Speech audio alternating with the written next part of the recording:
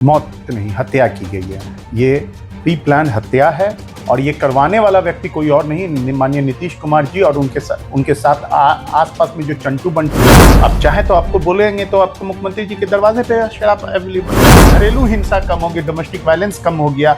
इन सबका क्रेडिट लेके वो सत्ता में तो बने रहने की काम किए, लेकिन इनके वजह से सैकड़ों लोगों की जो हत्याएं हुई हैं। आप जो बोल रहे शराब बंदी है, तो आप ये साबित करें ना, कहाँ शराब बंदी? चोरी हो रही है, बलात्कार हो रही है, रोड पे स्नैचिंग हो रही है। और शराब बंदी एक पूरी तरीके से इवेंट था और उसके नाम पे इन्होंने इवेंट मैनेजमेंट किया, अपनी ब्रांडिंग। उनके मंत्रिमंडल में कई एक लोग हैं जो शराब खुद डेली पीते हैं, डेली पी के डेली बवाल मचाए रहते हैं। शराब पिला के आप हत्या ही ना किए। शराब बंदी है तो फिर शराब कहाँ से? मॉर्टेन चॉकलेट को कैडबेरी बना के बेचे, जो बोले रहते कि मैंने शराब को बंदी करवाने की वजह से रोड पर आपको घटनाएं कम हो गई। पूरे बिहार में शराबबंदी लागू है, लेकिन मुख्यमंत्री नीतीश कुमार के राज में शराब ऐसे सप्लाई की जाती है कि एक इलाके में 30 से अधिक लोगों की मौत हो जाती है जहरीली शराब से। और वो इलाका सारण, छपरा, सीवान का इलाका है। पूरे बिहार में हाहाकार है, लेकिन नीतीश कुमार को शायद ये चीजें नजर नहीं आ रही है। आरजेडी के युवा नेता है और सीवान में पॉपुलर है उस इलाके में, महताब आलम साहब है। देखिए, आपके साथ जो कुछ घटना घटी आपके इलाके में, वो आप ही के लोग थे। मुख्यमंत्री नीतीश कुमार कहते हैं उनकी सरकार में बैठे हुए लोग की शराबबंदी लागू है, एक ही बार में 30 से 32 लोगों की मौत हो जाती है। मौत नहीं, हत्या की गई है। ये प्री प्लान हत्या है और ये करवाने वाला व्यक्ति कोई और नहीं, माननीय नीतीश कुमार जी और उनके साथ आसपास में जो चंटू बंटू है, 97-98 का जो ग्रुप वो बना के रखे हुए हैं, उन लोगों का काम है।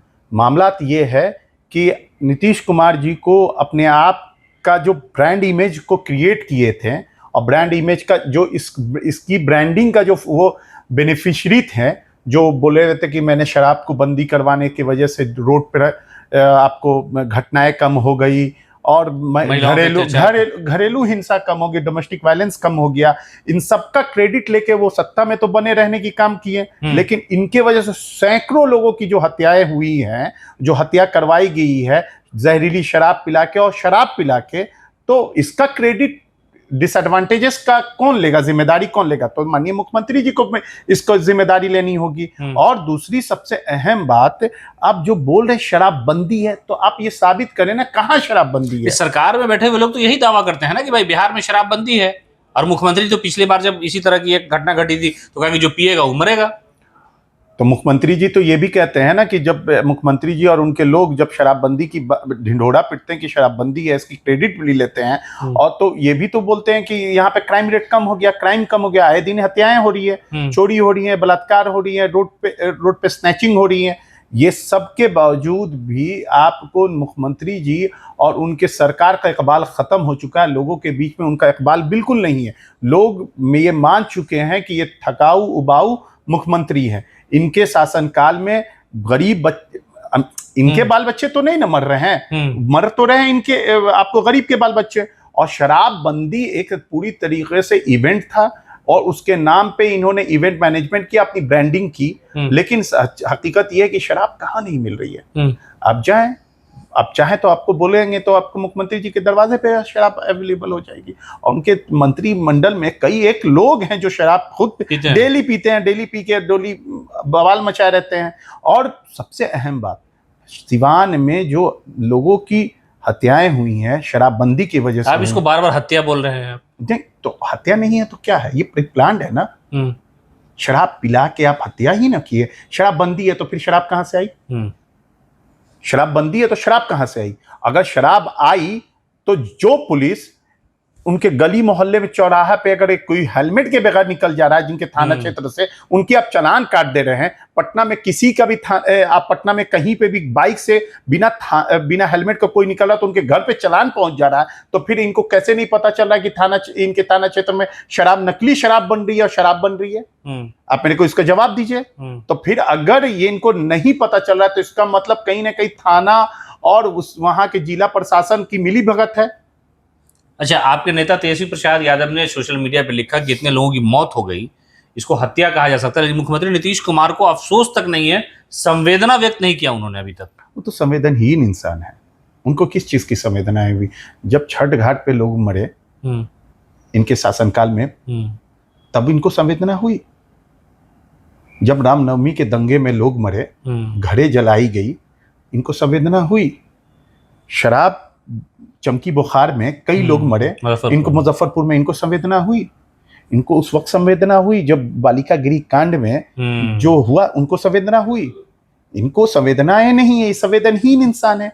ये वैसे व्यक्ति हैं जो हमेशा सत्ता में बने रहने के लिए किसी तरह की कुर्बानी दे सकते हैं, किसी तरह की कुछ भी कर सकते हैं। ये मानव रूपी असुर लोग हैं। ये वैसे लोग हैं जो अपने आप को, मैं बार बार बोल रहा हूं कि बार बार वो खराब प्रोडक्ट को इनकी जो टीम है वो अच्छा बनाने की नहीं, रीपैकेजिंग करके मॉर्टेन चॉकलेट को कैडबरी बना के बेच रही है।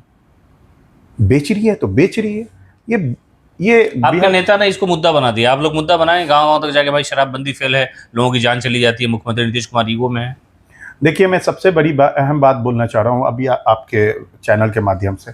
आप डिस्ट्रिक्ट एडमिनिस्ट्रेशन सिवान के आप उठा के देखिएगा तो उन्होंने एक ट्वीट किया है और फेसबुक पे डाला भी है। उस फेसबुक पे उन्होंने ये लिखा है, लास्ट के 2 पैराग्राफों में ये लिखा है कि हम गली चौराहा में जा जाके ये बोलूंगा कि शराबबंदी, शराब को पीना हानिकारक और शराब ना पिए। जब आपको पता है कि ये सामाजिक अवेयरनेस की चीजें हैं, जब तक राष्ट्र जागरूक नहीं करेंगे, जागरूकता अभियान नहीं चलाएंगे, जागरूकता ये नहीं बोलेंगे, तब तक ये बंदी नाकामयाब थी। पहले भी नाकामयाब थी, अब भी नाकामयाब, आने वाली वक्तों में भी नाकामयाब होगी।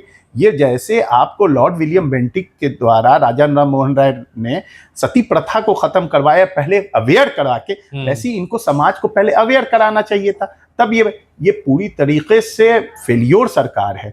मेरे नेता ने जो सवालात उठाए हैं वो एकदम जायज है, और उनकी जो सवाल है उसको, उन सवालों को, उन बातों को लेके जन जन और कन कन पे हम लोग पहुंचेंगे और लोगों को बताएंगे कि ये किस तरह से रीपैकेजिंग वाली सरकार है, किस तरह से झूठे और मक्कारों की सरकार है, किस तरह से हथियारों की सरकार है। इनके अंदर कोई संवेदना नाम की चीज नहीं है। चलिए, तेजस्वी प्रसाद यादव ने भी आज मुख्यमंत्री नीतीश कुमार पर हमला बोला और सरकार की कार्यशैली पर सवाल उठाए। मातावालम थे आरजेडी के युवा नेता और उसी इलाके से आते हैं, सिवान, गोपालगंज, छपरा, सारण में जो है, यहाँ पर जो इनके भी बहुत सारे जानने वाले लोग थे, जिनमें ऐसे लोग थे जिनकी एक तरह से ये कह रहे हैं कि हत्या हो गई है। यानी जो लोग शराब पी रहे हैं, ये उस पर सवाल खड़ा करने के बजाय सरकार को ये सोचना चाहिए कि शराबबंदी वाले राज्य में शराब आती कहाँ से है। जो सरकार में बैठे हुए लोग हैं वो शराब की सप्लाई तक करते हैं, जिसको जब जहां चाहे वहां शराब मिल जाएगी। तो मुख्यमंत्री की संवेदना, जो हमदर्दी है मानव के प्रति, वो खत्म हो गई है। और यही सवाल तेजस्वी प्रसाद यादव ने भी उठाए हैं। पनोरमा ग्रुप, जो सोचता है वो करता है।